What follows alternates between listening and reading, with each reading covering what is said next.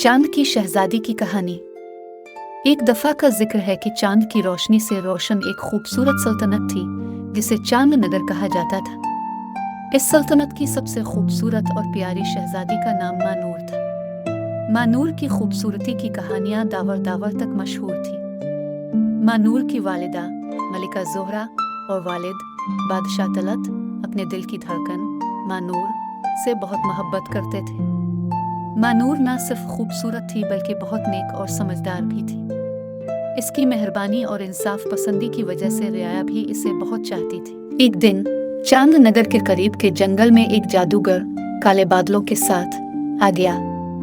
इसका नाम कालविश था और वो चांद नगर को तबाह करने का इरादा रखता था।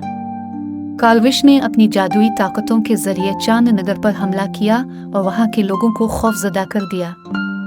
मानूर ने अपने वालिदैन और वजीरों से मशवरा किया और फैसला किया कि वो खुद कालविश का सामना करेगी। वो अपनी तलवार और ढाल लेकर कालविश के पास गई और इससे लड़ाई करने लगी। दोनों के दरमियान जबरदस्त लड़ाई हुई, मगर मानूर की बहादुरी और जहानत के बाइस आखिरकार कालविश को शिकस्त हुई और वो हमेशा के लिए चांद नगर से भाग गया। चांद नगर के लोग मानूर की बहादुरी पर बहुत फख्र महसूस करने लगे।